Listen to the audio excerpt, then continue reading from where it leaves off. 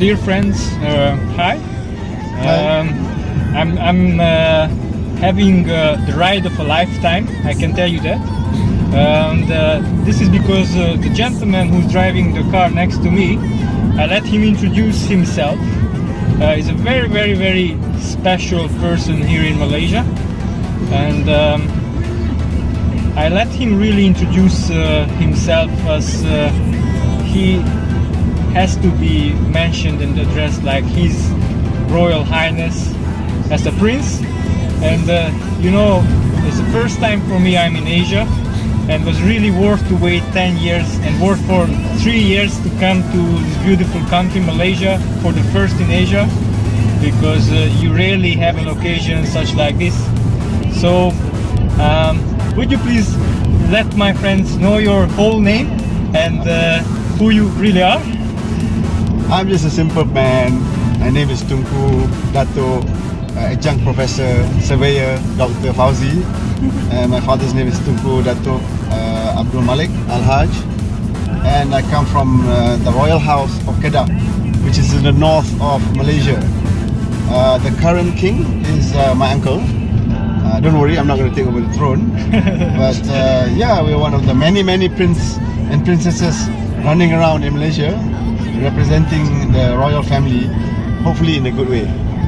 So I have one question. I understand that in Malaysia there are 9 sultans. Yes, correct. And from the 9 sultans, every 5 years a new king is elected. Correct.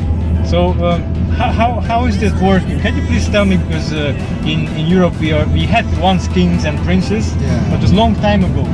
But we would like to know more about this status quo of yours. Okay. In Malaysia, we started off with the forming of the Federation of the Malay States. So every one of the states had nine of the states have sultans. So in agreement to converge together, we had agreement that every 5 years we take turn to become king. So it's a very unique situation. And I think it's the only one in the world that does that. I understand. And does the king have some kind of power, or what does it mean to be a prince?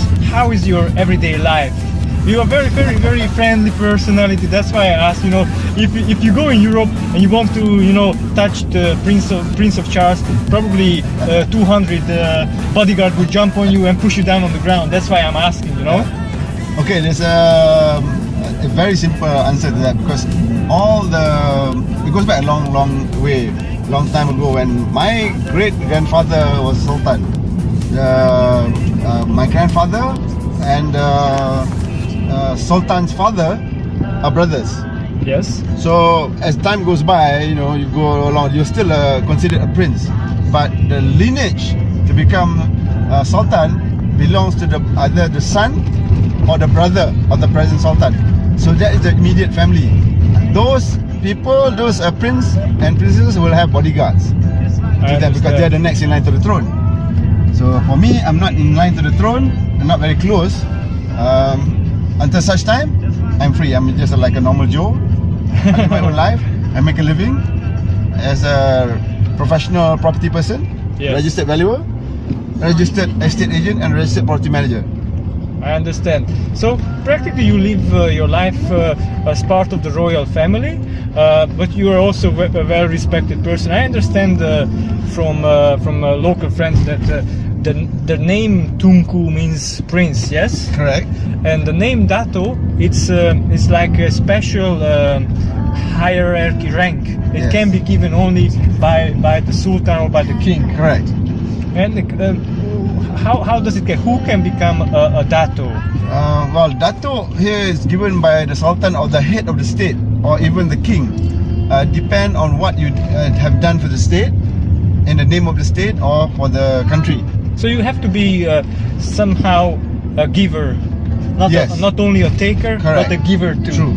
Wow. You have to give back to society, and in terms of either in your own CSR program, or in monetary terms to help the underprivileged, and so on. So if you do good things, these things will be taken into consideration. Of course, you must have a proper social and good upbringing, no bad records, no criminal record, no bankruptcy, and well behaved, well respected in society. I understand. Well, that's a lot of a pressure.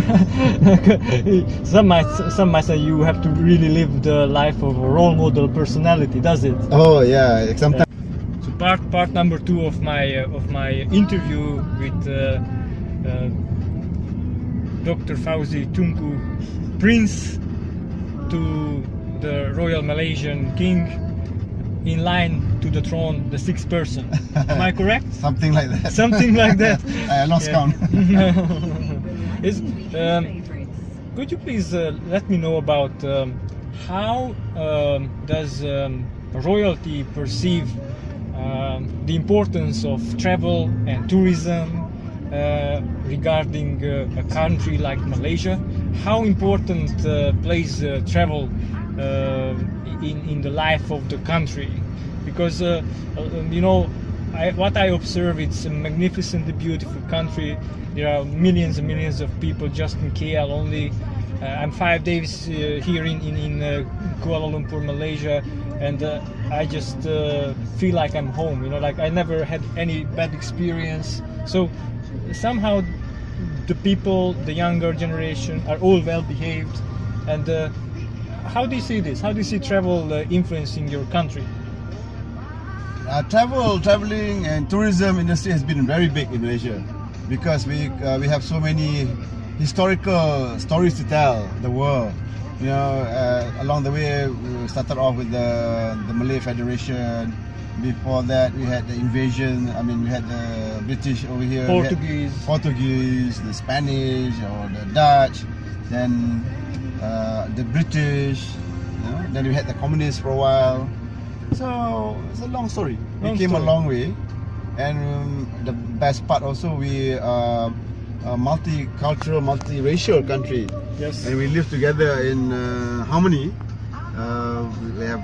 We have mixed marriages now. Chinese marrying Malay, Malay marrying Indian, and Kadazan, Filipino, Indonesian. So as the advertisement in our country, made popular by one of the former ministers, tourism minister, was Malaysia truly Asia, because it's a melting pot for all Asians. Yes, in Malaysia. That's the motto of your country's image video on travel. And we welcome tourists from all over the world. We have millions and millions of tourists visiting us every single year, and they enjoy. Some even opted to stay here. We also have the Malaysia My Second Home program. Okay. And a lot of foreigners have taken that. You can buy a house, you can own a car, and all that. So we are visiting a very special place right now. Yeah. Is it, sir? And this is called the Tropicana Golf Club and Country Resort. And we will have a special event. You have a very nice suite. Oh, and, okay, thanks. All right. I'm just dressing up to the theme. Clubhouse. We can say. Yeah, the theme is the Bollywood Nite. It's a special dinner done by one of the students of Tahir. Yes. So I think they created quite a few millionaires in their business. So we are there as a guest of honors. I see. And because we help them along the way to create a brand name for them, and in appreciation they invite us for a special. Do you allow me to make a little light? That's okay, no problem. So, as long as I don't kill anybody. We have learned. My company's motto is travel enlightened. So if I'm traveling with the prince, the meaning is that he's enlightened too. Yeah, I mean, there's always something new you learn every day from different sort of aspect of the world. Once you say you already had enough of learning, that's it. You're done. Yeah, I think that's the end of the world for you. Exactly. So, you know. So, do you have any connection to Hungarians? Does your company or the country have any knowledge about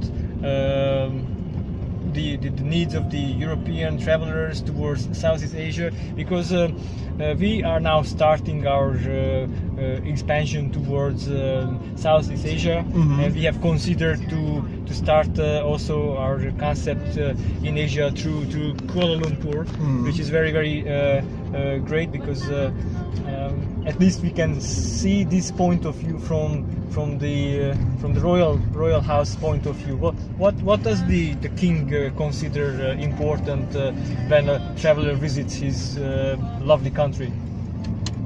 First of all, it must be peace and harmony, because once you don't have peace and harmony, you scare away the tourists. You know, and also the government and economic stability plays an important role as well. So I think it's the same in any country. So once you get that done, that is settled, then I think the tourists will come in. Exactly. So we can tell that anywhere where there is peace and stability, and anyone who's working with travel, we are the promoters of peace practically. Yes, correct. We are the ambassadors to our country. So you must make sure that you are also well behaved and understands the rules and regulation of the country. All right, sir. Thank you very much for the lovely